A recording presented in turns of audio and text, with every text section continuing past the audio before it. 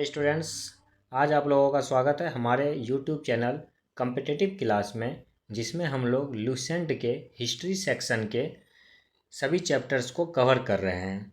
आज हमारा chapter number 2 है वैदिक संस्कृति। उसके ऑब्जेक्टिव क्वेश्चन को देखेंगे और हम लोग उसे याद करने की कोशिश करेंगे।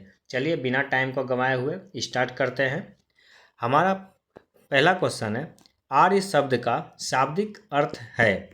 आर्य का शाब्दिक अर्थ क्या है? तो श्रेष्ठ या कुलीन आर्य का शाब्दिक अर्थ है। अगला क्वेश्चन है, प्रारंभिक आर्यों के बारे में निम्न कथनों में से कौन सा सही नहीं है। आर्य के बारे में इनमें से कौन सा कथन सही नहीं है? तो आर्य संस्कृत बोलते थे, ये सही है। वे घुड़सवारी किया करते थे, ये भी सही है। वे कई झुंडों में भारत पहुँचे, ये भी सही है। वे मुख्यतः नगरों में निवास करते थे, ये गलत है, क्योंकि आर्य की जो सभ्यता थी वो एक ग्रामीण सभ्यता थी। अगला क्वेश्चन है, इनमें से किस फसल का ज्ञान वैदिक काल के लोगों को नहीं था? तो इसमें से तंबाकू का ज्ञान जो था वैदिक काल के लोगों को नहीं था। अगला है, उत्तर वैदिक काल के वेद विरोधी और ब्राह्मण विरोधी धार्मिक अध्यापकों को किस नाम से जाना जाता था? वैसे अध्यापक को क्या कहा जाता था जो कि वेदों का विरोध और ब्राह्मणों का विरोध करते थे? तो उनको श्रमण कहा जाता था। वैदिक काल का वैदिक गणित का महत्वपूर्ण अंग है। तो वैदिक गणित का महत्वपूर्ण अंग है शुल्ब सूत्र। किस वेद में प्राचीन वैदिक युग की संस्कृति के बारे में सूचना दी गई है? तो ऋग्वेद में प्राचीन वैदिक युग की संस्कृति के बारे में सूचना दी गई है और ऋग्वेद हमारा सबसे पुराना वेद है। निम्नलिखित में से उत्तर वैदिक काल में लिखे गए ग्रंथों का सही क्रम कौन सा है? तो इनका सही क्रम है, सबसे पहले वेद, उसके बाद ब्राह्मण, उसके बाद आरण्यक और लास्ट में उपनिषद लिखा गया। वेदों की संख्या कितनी है? तो वेदों की टोटल संख्या 4 है। ऋग्वेद, यजुर्वेद, सामवेद और अथर्ववेद। तो टोटल 4 प्रकार के वेद हैं। कौन से 3 वेद संयुक्त रूप से त्रयी या वेद त्रयी कहलाते हैं? तो ऋग्वेद, यजुर्वेद और सामवेद को वेद त्रयी कहा जाता है। भारत के राज्य चिन्ह में प्रयुक्त होने वाले शब्द सत्यमेव जयते किस उपनिषद से लिया गया है? तो इसे लिया गया है मुंडकोपनिषद से। मुंडकोपनिषद से सत्यमेव जयते को लिया गया है। ऋग्वैदिक आर्यों का मुख्य व्यवसाय क्या था? तो ऋग्वैदिक आर्यों का मुख्य व्यवसाय पशुपालन था। भारतीय संगीत का आदि ग्रंथ किसे कहा जाता है? भारतीय संगीत का आदि ग्रंथ सामवेद को कहा जाता है। प्रथम विधि निर्माता कौन है? तो प्रथम विधि निर्माता जो है मनु है। यहाँ विधि का मतलब हो गया कानून। तो प्रथम कानून के निर्माता कौन है या प्रथम विधि निर्माता कौन है? तो प्रथम विधि निर्माता मनु है। अगला है, कृष्ण भक्ति का प्रथम और प्रधान ग्रंथ है। तो कृष्ण भक्ति का प्रथम और प्रधान ग्रंथ कौन सा है? श्रीमद् भगवत गीता। ऋग्वेद में संपत्ति का प्रमुख रूप क्या है? तो ऋग्वेद में संपत्ति का प्रमुख रूप गोधन है। गोधन जो थी अर्थात गाय उस समय की सबसे श्रेष्ठ संपत्ति मानी जाती थी और उस समय ऋग्वैदिक काल में गाय के लिए ही बहुत सारा युद्ध का भी उल्लेख मिलता है। ऋग्वेद के किस मंडल में शूद्र का उल्लेख पहली बार मिलता है? तो इसके 10वें मंडल में शूद्र का उल्लेख पहली बार मिलता है। आगे है, पुराणों की संख्या कितनी है? तो पुराणों की संख्या 18 है।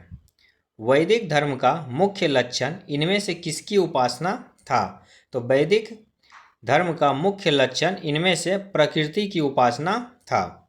किस देवता के लिए ऋग्वेद में पुरंदर शब्द का प्रयोग किया गया है? तो पुरंदर शब्द का प्रयोग इंद्र देवता के लिए ऋग्वेद में किया गया है और उस समय इंद्र देवता जो थे बहुत ही मोस्ट इम्पोर्टेंट देवता ऋग्वैदिक काल में कहलाते थे। शुल्ब सूत्र किस विषय से संबंधित पुस्तक है? तो शुल्ब सूत्र ज्यामिति से संबंधित पुस्तक है।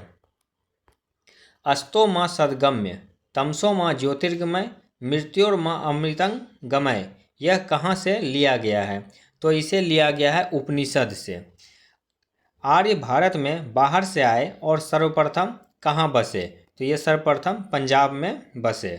अब सूची 1 में वेद है और सूची 2 में यज्ञ करता है, इसको मैच करना है। ठीक है, तो ऋग्वेद को होता या हृदा कहा जाता है, यजुर्वेद को अर्धयु, सामवेद वाले को उद्गाता और अथर्ववेद वाले को ब्रह्मा कहा जाता है। वेदों को अपौरुषेय क्यों कहा गया है? तो वेदों को अपौरुषेय इसलिए कहा गया है क्योंकि वेदों की रचना देवताओं के द्वारा की गई है। वेदों की रचना देवताओं के द्वारा की जाने के कारण वेदों को अपौरुषेय कहा गया है। वैशेषिक दर्शन के प्रतिपादक है। वैशेषिक दर्शन के प्रतिपादक उलूक कनद है। उलूक कनद को वैशेषिक दर्शन के प्रतिपादक कहा जाता है। मीमांसा या पूर्व मीमांसा दर्शन के प्रतिपादक कौन है? तो जैमिनी मीमांसा या पूर्व मीमांसा दर्शन के प्रतिपादक है। वेदांत या उत्तर मीमांसा दर्शन के प्रतिपादक कौन है? तो वादरायन। वादरायन को वेदांत या उत्तर मीमांसा दर्शन के प्रतिपादक कहा जाता है। अगला है 30 नंबर, ऋग्वेद का कौन सा मंडल पूर्णतः सोम को समर्पित है? तो सोम देवता को समर्पित है 9वां मंडल, और इसके 10वें मंडल में किसकी चर्चा की गई है? तो शूद्र की चर्चा इसके 10वें मंडल में की गई है। प्रसिद्ध 10 राजाओं का युद्ध दासराज युद्ध किस नदी के तट पर लड़ा गया? तो ये लड़ा गया था परुष्णी या रावी नदी के तट पर। धर्मशास्त्रों में भू राजस्व की दर क्या है? तो ये थी 1/6।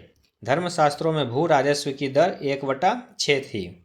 800 ईसा पूर्व से 600 ईसा पूर्व का काल किस युग से जुड़ा हुआ है? तो ये ब्राह्मण युग का काल कहा जाता है। 800 ईसा पूर्व से 600 ईसा पूर्व का काल ब्राह्मण युग का काल कहलाता है। अगला है, किस काल में अछूत की अवधारणा स्पष्ट रूप से उदित हुई? तो अछूत की अवधारणा धर्मशास्त्र के काल में उदित हुई है। ठीक है, किस काल में अछूत की अवधारणा स्पष्ट रूप से उदित हुई? तो धर्मशास्त्र के काल में अवधारणा स्पष्ट रूप से उदित हुई। एशिया माइनर स्थित बोगाज कोई का महत्व इसलिए है कि वहाँ पर जो अभिलेख प्राप्त हुए हैं उनमें 4 वैदिक देवताओं इंद्र, वरुण, मित्र और नासत्य का उल्लेख मिलता है। गायत्री मंत्र देवी सवित्री को संबोधित है, यह किस पुस्तक में मिलता है? तो इसकी चर्चा ऋग्वेद में है। गायत्री मंत्र की चर्चा किस वेद में है? तो ऋग्वेद में। और ये किस देवी के लिए है? तो सवित्री देवी के लिए गायत्री मंत्र है। न्याय दर्शन को प्रचारित किया था। न्याय दर्शन को प्रचारित महर्षि गौतम ने किया था। प्राचीन भारत में निष्क से जाने जाते हैं। तो प्राचीन भारत में सोने के जो आभूषण होते थे उसे निष्क कहा जाता था। योग दर्शन के प्रतिपादक है, तो योग दर्शन के प्रतिपादक पतंजलि है। अगला है, उपनिषद पुस्तकें हैं किस पर आधारित? तो उपनिषद दर्शन पर आधारित पुस्तक है। उपनिषद दर्शन पर आधारित पुस्तक है। सूची 1 और सूची 2 को मिलाना है कि किसमें क्या कहा गया है। तो ऋग्वेद में क्या है? 1 मिनट। ऋग्वेद का जो संबंध है वो है स्रोत एवं प्रार्थना से। यजुर्वेद का संबंध है स्रोत एवं कर्मकांड से। सामवेद संगीतमय स्रोत से। अथर्ववेद तंत्र मंत्र और वशीकरण से। तो ऋग्वेद का संबंध है स्रोत एवं प्रार्थना से। यजुर्वेद का संबंध है स्रोत एवं कर्मकांड से। सामवेद का संबंध है संगीतमय स्रोत से। और अथर्ववेद का संबंध है तंत्र मंत्र एवं वशीकरण से। अगला है, आरंभिक वैदिक साहित्य में सर्वाधिक वर्णित नदी कौन है? तो उस समय वैदिक साहित्य के समय में सिंधु नदी सर्वाधिक वर्णित नदी है। सबसे ज़्यादा उल्लेख यदि मिलता है तो सिंधु नदी का मिलता है। उपनिषद काल के राजा अश्वपति शासक थे कहाँ के? तो ये शासक थे केकई के। अध्यात्म ज्ञान के विषय में नचिकेता और यम का संवाद किस उपनिषद में प्राप्त होता है? तो ये कठोपनिषद में नचिकेता और यम का संवाद प्राप्त होता है। वैदिक नदी कुभा जो कि काबुल में था, कहाँ निर्धारित होना चाहिए? तो ये अफगानिस्तान में। काबुल कहाँ है? तो अफगानिस्तान में। कपिल मुनि द्वारा प्रतिपादित दार्शनिक प्रणाली है। सांख्य दर्शन कपिल मुनि के द्वारा प्रतिपादित दार्शनिक प्रणाली है। भारत के किस स्थल की खुदाई से लौह धातु के प्रचलन के प्राचीनतम प्रमाण मिले हैं? तो ये जो मिले हैं अतरंजी खेरा से मिले हैं। अतरंजी खेरा से हमें लौह धातु के प्रचलन के प्रमाण मिले हैं। अगला है, निम्नलिखित में से किसका संकलन ऋग्वेद पर आधारित है? तो किसका संकलन ऋग्वेद पर आधारित है? तो सामवेद का। किसका संकलन ऋग्वेद पर आधारित है? तो सामवेद का संकलन ऋग्वेद पर आधारित है। निम्नलिखित में कौन प्रस्थान त्रयी में शामिल नहीं है? तो प्रस्थान त्रयी में भागवत शामिल नहीं है। कर्म का सिद्धांत संबंधित है। कर्म का सिद्धांत मीमांसा से संबंधित है। कर्म का सिद्धांत मीमांसा से संबंधित है। अथर्ववेद का संबंध किससे है? तो अथर्ववेद का संबंध, एक मिनट, अथर्ववेद का संबंध औषधियों से संबंधित है। ऋग्वेद का संबंध ईश्वर की महिमा से संबंधित है। यजुर्वेद का संबंध बलिदान विधि से संबंधित है। और सामवेद का संबंध संगीत से संबंधित है। चरक संहिता पुस्तक किस विषय से संबंधित है? तो चरक संहिता चिकित्सा से संबंधित पुस्तक है। यज्ञ संबंधी विधि विधानों का पता चलता है। तो यज्ञ संबंधी विधि विधानों का पता किससे चलता है? तो यजुर्वेद से। यज्ञ संबंधी विधि विधानों का पता यजुर्वेद से चलता है। वैदिक युगीन सभा, वैदिक युगीन सभा राज दरबार में होता, मंत्री परिषद थी। वैदिक युगीन सभा मंत्री परिषद थी। वैदिक युगीन सभा कैसी थी? तो वो मंत्री परिषद थी। वैदिक युग में प्रचलित लोकप्रिय शासन प्रणाली थी। तो कैसी थी? गणतंत्र थी। वैदिक युग में प्रचलित लोकप्रिय शासन प्रणाली गणतंत्र प्रणाली थी। सबसे प्राचीन वेद कौन सा है? तो सबसे प्राचीन वेद ऋग्वेद है। निम्नलिखित में से कौन भारतीय दर्शन की आरंभिक विचारधारा है? तो सांख्य दर्शन जो है भारतीय दर्शन की आरंभिक विचारधारा है। सांख्य, योग, न्याय, वैशेषिक, मीमांसा एवं वेदांत, इन 6 भिन्न भारतीय दर्शनों की स्पष्ट रूप से अभिव्यक्ति हुई है। किस युग में? तो वैदिक युग में। निम्नलिखित में वह दस्तकारी कौन सी है जो आर्यों द्वारा व्यवहार में नहीं लाई गई है? तो लोहारगिरी। लोहारगिरी आर्यों के द्वारा व्यवहार में नहीं लाई गई है क्योंकि आर्यों को लोहे की जानकारी नहीं थी। आयुर्वेद से संबंधित है अथर्ववेद। धनुर्वेद से संबंधित है, एक मिनट, आयुर्वेद। उपवेद का संबंध है ऋग्वेद से। धनुर्वेद यजुर्वेद से। गंधर्ववेद सामवेद से। और शिल्पवेद या अर्थशास्त्र का संबंध है अथर्ववेद से। ऋग्वेद के किन 6 मंडलों को वंश मंडल या गोत्र मंडल कहा जाता है? तो वंश मंडल या गोत्र मंडल दूसरा मंडल से लेकर 7वें मंडल तक को कहा जाता है। किस वेद में जादुई माया और वशीकरण का वर्णन है? तो अथर्ववेद में जादुई माया और वशीकरण का वर्णन है। आर्य शब्द इंगित करता है। आर्य शब्द किसे इंगित करता है? तो श्रेष्ठ वंश को आर्य शब्द इंगित करता है। ऋग्वेद में कुल कितने मंडल है? तो ऋग्वेद में टोटल 10 मंडल है। आर्य भारत में संभवतः आए थे। कहाँ से? तो मध्य एशिया से आए थे। आर्य भारत में संभवतः कहाँ से आए थे? तो मध्य एशिया से आए थे। कौन सा वेद अंशतः गद्य रूप में भी रचित है? तो यजुर्वेद गद्य और पद्य दोनों रूप में रचित है। सभा और समिति प्रजापति की 2 पुत्रियां थी का उल्लेख किस वेद में मिलता है? तो इसका उल्लेख अथर्ववेद में मिलता है। सभा और समिति प्रजापति की 2 पुत्रियां थीं। इसका उल्लेख किस वेद में मिलता है? अथर्ववेद में मिलता है। ऋग्वैदिक युग की प्राचीनतम संस्था कौन थी? तो इसकी प्राचीनतम संस्था विदथ थी। ऋग्वैदिक युग की प्राचीनतम संस्था कौन थी? तो विदथ थी।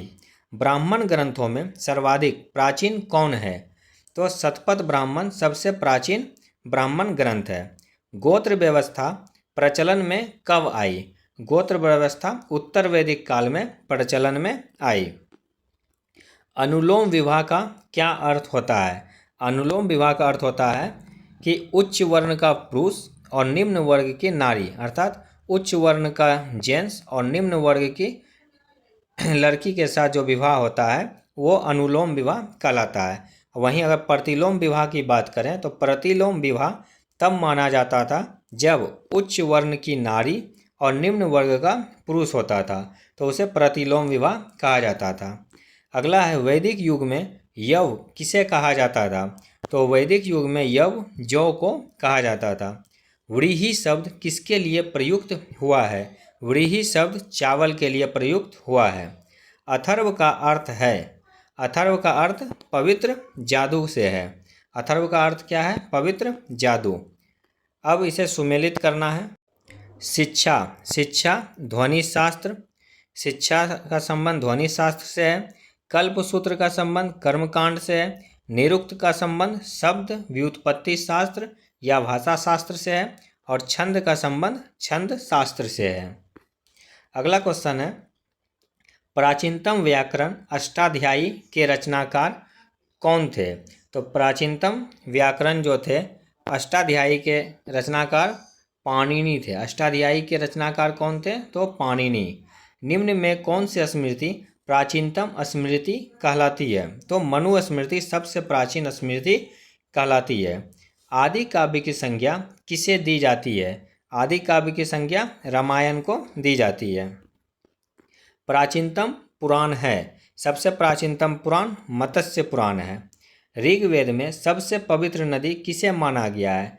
तो ऋग्वेद में सबसे पवित्र नदी सरस्वती को माना गया है। वैदिक समाज की आधारभूत इकाई थी। वैदिक समाज की आधारभूत इकाई कुल या कुटुंब थी। ऋग्वैदिक काल के उस सबसे प्रधान देवता की पहचान करें जिसकी स्तुति 250 सूक्तों की रचना की गई थी। तो वो देवता थे इंद्र, क्योंकि ऋग्वैदिक काल में इंद्र सबसे प्रभावी देवता थे। किस वेद में सभा को नरिष्ठ अर्थात सामूहिक वाद विवाद या अनुल्लंघनीय कहा गया है? तो अथर्ववेद में सभा को नरिष्ठ कहा गया है। किस रचना में नारी को सुरा और पांसा के साथ 3 प्रमुख बुराइयों में शामिल किया गया है? तो ये किया गया है मैत्रायणी संहिता में। उत्तर वैदिक काल में किस देवता को सर्वोच्च स्थान प्राप्त था? तो उत्तर वैदिक काल में प्रजापति को सर्वोच्च स्थान प्राप्त था। और वहीं ऋग्वैदिक काल में इंद्र को सर्वाधिक प्रतिष्ठित पद प्राप्त था और उत्तर वैदिक काल में प्रजापति को सर्वोच्च स्थान प्राप्त था। अब हमें यज्ञ के बारे में सुमेलित करना है कि कौन सा यज्ञ का संबंध किससे है। तो राजसूय यज्ञ का जो संबंध था वो राजा के सिंहासन से संबंधित यज्ञ था। अश्वमेध यज्ञ राजनीतिक शक्ति बढ़ाने के लिए किया जाने वाला यज्ञ था। वाजपेय यज्ञ शौर्य प्रदर्शन व प्रजा के मनोरंजन के लिए किया जाने वाला यज्ञ था। अग्निष्टोम यज्ञ देवताओं को प्रसन्न करने हेतु अग्नि को पशु बलि दिया जाने वाला एवं सोम रस का पान किया जाने वाला यज्ञ था। तो राजा का जब सिंहासन आरोहण होता था तो उस समय कौन सा यज्ञ किया जाता था? राजसूय यज्ञ। जब राजा को अपनी राजनीतिक शक्ति बढ़ानी होती थी तो अश्वमेध यज्ञ किया जाता था। शौर्य प्रदर्शन अगर दिखाना पड़ता रहता था तो वाजपेय यज्ञ किया जाता था। और देवता को यदि प्रसन्न करने के लिए किया जाता था तो अग्निष्टोम यज्ञ का आयोजन किया जाता था। अगला है कि ऋग्वेद में उल्लिखित नदी का अभी आधुनिक नाम क्या है? उस समय जो ऋग्वेद में नदी था उसका अभी आधुनिक नाम क्या है? तो परुष्णी का नाम है रावी नदी, शत्रुदी, सतलज, अस्किनी, चिनाब और बिपाशा व्यास नदी को कहा जाता था। संस्कारों की कुल संख्या कितनी है? तो संस्कारों की कुल संख्या 16 है। संस्कारों की कुल संख्या 16 है। अगला क्वेश्चन को फिर सुमेलित करना है कि किसका संबंध किससे है। तो ब्रह्म विवाह जो समान वर्ग के साथ जो विवाह होता था, समान वर्ण या जाति में जो विवाह होता था, उसे ब्रह्म विवाह कहा जाता था। फिर पुरोहित का पारिश्रमिक में मिले कन्या के साथ जो विवाह होता था, उसे दैव विवाह कहा जाता था। कन्या मूल्य के रूप में एक जोड़ी गाय व बैल चुकाकर किया गया विवाह आर्ष विवाह कहलाता था और बिना दहेज का विवाह प्रजापत्य विवाह कहा जाता था। अगला क्वेश्चन है कि इसे भी मैच करना कि गंधर्व विवाह प्रेम विवाह था। गंधर्व विवाह कैसा विवाह था? तो प्रेम विवाह था। आसुर विवाह कन्या को खरीद कर किया गया विवाह कहलाता था आसुर विवाह। पराजित राजा की कन्या या अपहरण की गई कन्या के साथ जो विवाह होता था उसे राक्षस विवाह कहा जाता था।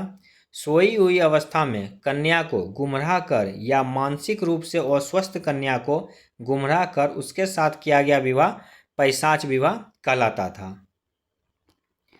अगला है 3 ऋण में शामिल नहीं है, अर्थात कौन कौन से 3 ऋण कहलाते हैं। तो मातृ ऋण शामिल नहीं है, बाकी देव ऋण, पितृ ऋण, ऋषि ऋण ये सब ऋण में शामिल है, लेकिन मातृ ऋण में शामिल नहीं है, अर्थात माता का कोई कर्ज नहीं होता है। अगला है ऋग्वैदिक काल में संबंधित मृदभांड संस्कृति थी। तो उस समय गेरुवर्णी मृदभांड संस्कृति थी। कैसी थी? गेरुवर्णी मृदभांड संस्कृति ऋग्वैदिक काल में थी। उत्तर वैदिक काल में संबंधित मृदभांड संस्कृति कैसी थी? तो ये थी चित्रित धूसर मृदभांड संस्कृति। ऋग्वैदिक काल में गेरुवर्णी मृदभांड और उत्तर वैदिक काल में चित्रित धूसर मृदभांड संस्कृति थी। अगला है हरियाणा प्रांत में चित्रित धूसर मृदभांड स्थल किस स्थान पर हाल में किए गए उत्खननों से प्रकाश में आया है? तो हरियाणा में जब खुदाई किया गया था भगवानपुर में, कहाँ? भगवानपुर में जब खुदाई किया गया था तो उस समय चित्रित धूसर मृदभांड प्राप्त हुआ है। प्राचीनतम विवाह संस्कार का वर्णन करने वाला विवाह सूक्त किसमें पाया जाता है? तो ये ऋग्वेद में पाया जाता है। प्राचीनतम विवाह संस्कार का वर्णन करने वाला विवाह सूक्त किसमें पाया जाता है? ऋग्वेद में। ऋग्वेद में अघन्य अर्थात वध्य योग्य नहीं शब्द का प्रयोग किसके लिए किया गया है? तो ये किया गया है गाय के लिए, क्योंकि गाय उस समय बहुत ही इम्पोर्टेंट महत्वपूर्ण जानवर की गिनती में आती थी और गाय के लिए बहुत सारे युद्ध भी हुए हैं। अगला है संग्रहित किसे कहा जाता था? तो कोषाध्यक्ष को संग्रहिती कहा जाता था। भागदूत कर संग्रहकर्ता को कहा जाता था। छता या छत्री पांसे के खेल में राजा का जो सहायक होता था उसे कहा जाता था। और अक्षवाप प्रतिहारी राज प्रसाद का शिक्षक को कहा जाता था। अगला है ऋत या प्राकृतिक संतुलन स्थापित करने के कारण किस वैदिक देवता को ऋतस्य गोप कहा गया? तो ऋतस्य गोप वरुण देवता को कहा गया था। ऋत अर्थात प्राकृतिक संतुलन जो देवता स्थापित करते थे उन्हें कौन सा देवता कहा गया? तो वरुण देवता कहा गया। निम्नलिखित में से कौन मूलतः जल या समुद्र का देवता कहलाते थे? तो जल या समुद्र के देवता भी वरुण देवता ही कहलाते थे। अगला है 3 क्रमों या पगों में तीनों लोकों को माप लेने के कारण किसे उपक्रम कहा गया? तो भगवान विष्णु को उपक्रम कहा गया। जब राजा बलि से दान मांगा गया तो उसमें उन्होंने 3 पग ही मांगा था, तो ये 3 पग माप लेने के कारण उन्हें क्या कहा गया? उपक्रम कहा गया। तो उपक्रम किससे कहा गया? तो विष्णु भगवान को कहा गया। अगला है सुमेलित करना है कि कौन किससे संबंधित है। तो पूषण का संबंध विवाह का देवता से है। रुद्र का संबंध पशुओं के देवता से है। धौस या दौह का संबंध जगत के पिता से है और अदिति का संबंध देवों की महान माता से है। मनुस्मृति मुख्यतः संबंधित है। मनुस्मृति का संबंध किससे है? तो समाज व्यवस्था से मनुस्मृति का संबंध है। गायत्री मंत्र की रचना किसने की थी? तो गायत्री मंत्र की रचना विश्वामित्र ने की थी। गायत्री मंत्र की रचना विश्वामित्र ने की थी और गायत्री मंत्र सावित्री देवी के लिए समर्पित है। सावित्री देवी के लिए गायत्री मंत्र समर्पित है। अवेस्ता और ऋग्वेद में समानता है। अवेस्ता किस क्षेत्र से संबंधित है? तो अवेस्ता का संबंध जो है ईरान से है। ये ईसाई लोगों के लिए ये वर्ड आता है अवेस्ता। इसका संबंध किससे है? ईरान से है। निम्नलिखित में से कौन सी एक ऋग्वेदिक आर्यों की लाक्षणिक विशेषता नहीं है? तो आर्यों की विशेषता कौन सी नहीं है? तो आर्य अश्व, रथों और कांस्य के उपयोग से परिचित थे। ये सही है।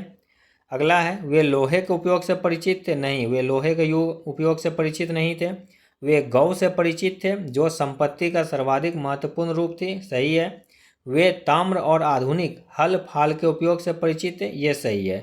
तो वे लोहे के उपयोग से परिचित नहीं थे।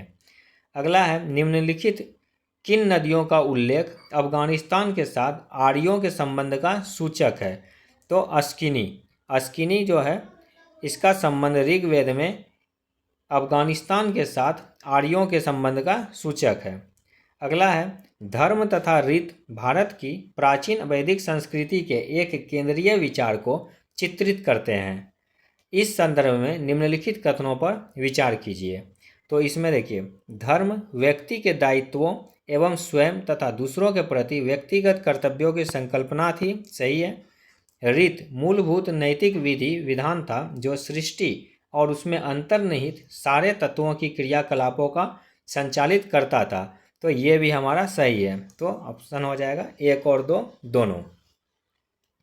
अगला है, आर्यों के आर्किटिक होम सिद्धांत का पक्ष किसने लिया था? तो आर्यों के आर्किटिक होम सिद्धांत का पक्ष बाल गंगाधर तिलक ने लिया था। अब सूची 1 और सूची 2 को मिलाना है। इसमें नदी का नाम दिया गया है। ठीक है। कुभा कहाँ है?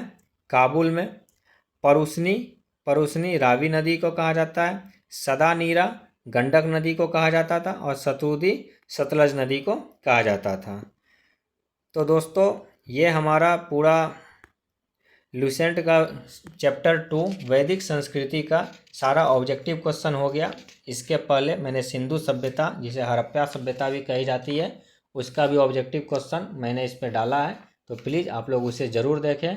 और अगर आप लोग को इससे कुछ भी फ़ायदा हो रहा है तो प्लीज़ आप इसे लाइक ज़रूर करें, अपने ज़रूरतमंद दोस्तों तक शेयर करें और चैनल को सब्सक्राइब ज़रूर करें, ताकि आपको बार बार जो भी अपलोड किया जाए उसका नोटिफिकेशन प्राप्त होता रहे।